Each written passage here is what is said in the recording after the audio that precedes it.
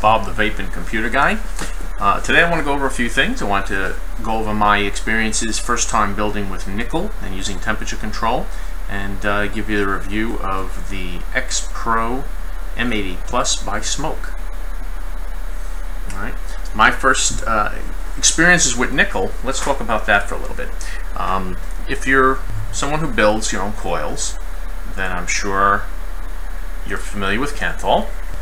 And as you can see here, here's a piece of Kanthal. And one thing about Kanthal, which can be normally annoying to a new builder, is it's springy. You can see how this wire is separated, and if I squeeze it, it jumps back. And sometimes you think that's a problem because you want to be able to adjust the coils the way you want, but yet they keep jumping back all the time. So it seems like it's a bit of a pain. But then you start working with nickel. And with nickel, any way you put the wire is the way it stays. Alright? And that might seem like a good thing.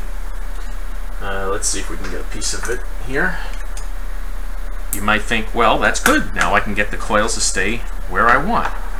Well, let's build a really quick coil here. I'll show you the problems that come up with that. Look at that. Nice, quick. Can wrap up a coil real quick with that. Alright. Just a little nothing coil there. But the problem is, the slightest little, see if I can show you that there, slightest little bend, and that's it. It's apart. You know, anything you do, that's it.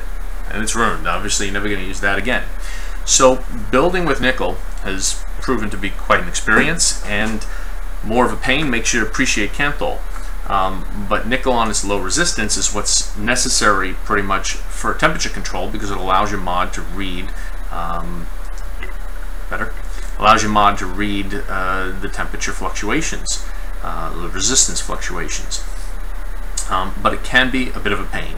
Another thing is when you're using temperature control, a device like this Smok M80 goes down to 0.1 ohms of resistance, which sounds great compared to most variable wattage devices. Problem is, with nickel being so low resistance, building a coil that is 0.1 or above can require as many as 12, 13, 16 wraps, depending on the size and of course the wire. And 28 gauge nickel seems to be the most popular. Well, that's kind of a wide coil if it has 16 wraps. And then you come up with another thing, which is a standard type coil. I shouldn't say standard, there's no standard, but if you build, I think what most people end up building, which is a coil like this, as you see, it's pretty close together. Well, then it would be nice, and you know, it would still be large if it had 16 wraps, but problem is with nickel, you really kind of need to build it this way, with a space between everything. And the problem with that is, now that coil that might have been, you know, almost a centimeter will now be like 2 centimeters, and forget that. You're not going to get that into an RTA.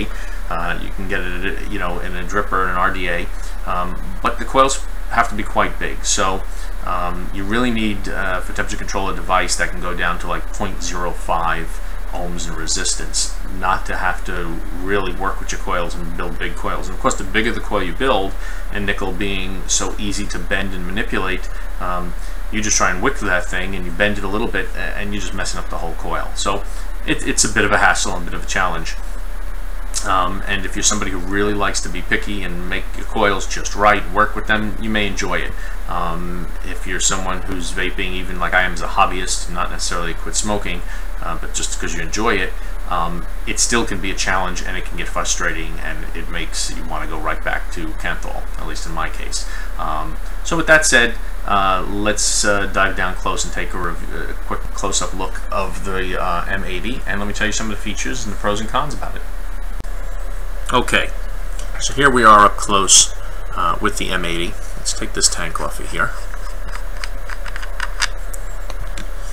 Let me show you some of the things about it.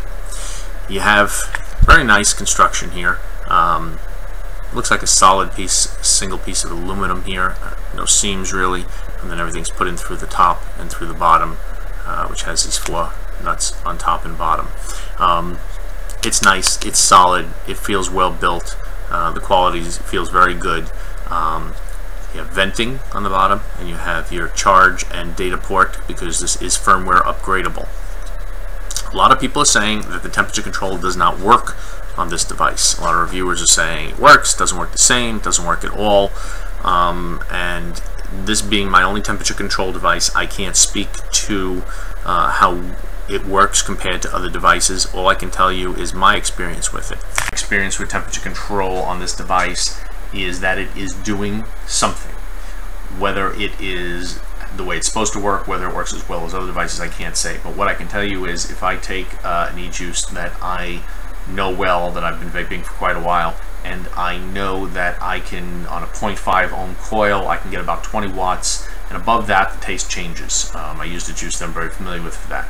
I know if I go above 20 watts with that juice, 21 you can get away with. Any more than that, the taste really changes. Not so much burnt hits, but just an unpleasant taste.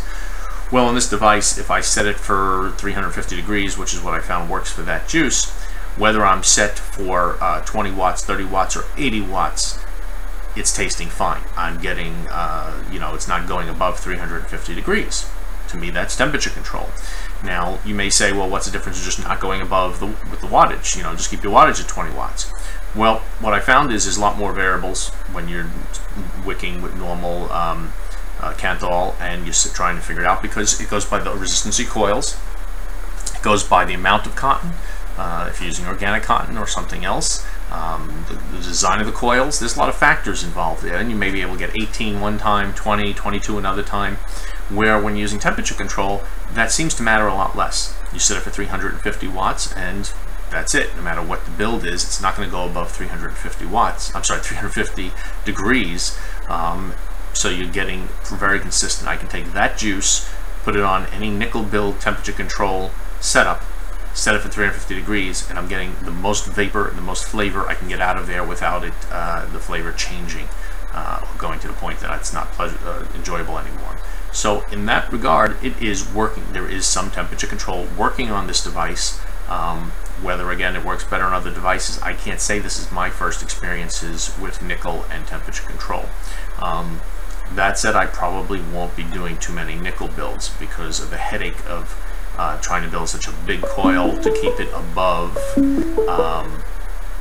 someone's calling, to keep it above the temperature, I'm sorry, above the ohm resistance, above the 0.1 that's required by the device. And only be alone. So between trying to keep the coils built right and deal with the nickel and how finicky the wire can be, I probably won't be doing too many, except when I get bored and want to fool around with it again. But right now, I think I'm done with it for a while and going back to my standard Kanthal builds. That said, let's look back again closer. So let's look now at this device. So like I said, the build is pretty good. Buttons nice and clicky. One thing I have a problem with is the scrolling here. It starts off slow, and when it goes fast, boy does it go fast. It makes it very hard to get it where you want. Let's say I want to stop this at 30 watts. Pretty good, but then you go in here. Usually I don't even get that close. 20 watts. It's really hard to get what you want. You find yourself getting somewhat near it within 3 or 4 watts and then doing a lot of clicking to get where you want. I wish that scrolling was a little slower. I like the iStick 50. I think it's the perfect scroll rate. You feel like you're playing a game at Chuck E. Cheese where you're trying to spin the wheel and stop it on the certain number to get points. It can be a bit aggravating. If you're close to like 25 watts, forget it. Let's say I want 23 watts. You feel like you want to stop because you don't know what's going to happen. See? And you find yourself just end up clicking along instead of letting the quick scroll do it. So anyway, that can be a bit aggravating. In terms of use, you only got 3 buttons: 1, 2, 3, 4, 5. So you brought me to the menu. You really got to click fast on this. 1, 2, 3, 4, 5. Locked. That was a quick lock screen there. It just told you locked really quick. As you see, when locked, if you go to fire, you get the time and date. So you can have a little clock in your pocket when this thing is locked. I don't know why, but that's fine. 1, 2, 3, 4, 5. Alright, so it's unlocked. No atomizer, of course. To get to your menu, 1, 2, 3, and then use the same button to toggle through 5 options. Alright, first one, temperature control. Then use the same button again, mech mode, wattage mode, temp mode. Alright, we'll leave it in wattage mode for now. 1, 2, 3. Then this is your puff counter. Hey, 68 puffs today, and you can limit it too, so that you don't do more than a certain puffs in a day. I don't know why you'd want that. It's like you wish you could do that with cigarettes, but I don't see a need for doing that on here. Okay, 1, 2, 3, 1, 2. That's where you set your clock, your time and date, and then you would use the up and down to program that. 1, 2, 3, 1, 2, 3. This is where you would set your temperature for temperature control mode. 1, 2, 3, 1, 2, 3, 4, and there's your power. Then you can go through here and toggle power off, goodbye, 1, 2, 3, 4, 5, welcome, and you're back on. That's about it. It's pretty simple. Once you realize what the controls are, you can jump through things pretty fast in there, and they work pretty well. Alright, other than that, the quality's nice. Let's go back up and talk about it a little more. Okay, so overall, the device is well made. It's nice. It does 80 watts. It's got two 18650 batteries, 4400 milliamps. It goes for days. We're on a single charge. I've only charged it once in the week and a half that I've had it. It was at 50%, and I knew I was going to be gone the whole next day, so I charged it that evening. It took about 2 hours to bring it up to 100%, and that's the only charge I've given it so far. As for the temperature control, it does something. I can't compare it to other devices. It's my first temperature control device, but it is limiting the temperature. Otherwise, I know I would have been burning the juice and altering the flavor. And I was able to put it for 350 degrees, 20 watts, and vape, and then 50 watts and 80 watts, and it still vaped the same. So it was reading something and limiting the temperature. Again, other reviewers who know more than me and have done more extensive tests on it are saying it does not work. They're comparing it to the devices, the better devices that cost a couple $100 that do temperature control properly.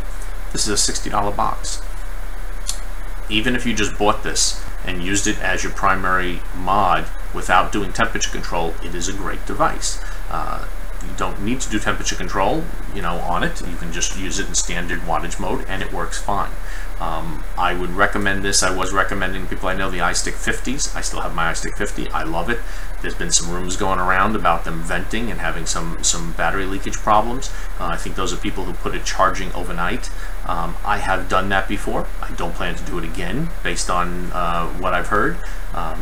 Just not worth taking a chance. But that would be something in the circuitry inside not reading the fully charged of the battery and just continuing to pump power into it probably. If that's happening in some of them, maybe, but I've charged mine so many times, never had a problem. There may be a bad batch out there. It happens. I was recommending the iStick 50. I would now recommend this device over the iStick 50 for about $10 more. You're going 80 watts. You have what seems to be even better battery life, even though I believe that was also 4400 or 4200. It just seems to be a great device. That's my review of this. It's worth it. It's nice. It's a good beginner temperature control. Try it out. If you have any comments, any experience with temperature control, mention it below. Let me know. If you haven't already, please subscribe to my videos. Check some of the other ones out and let me know what you think. Thanks a lot and have a great day.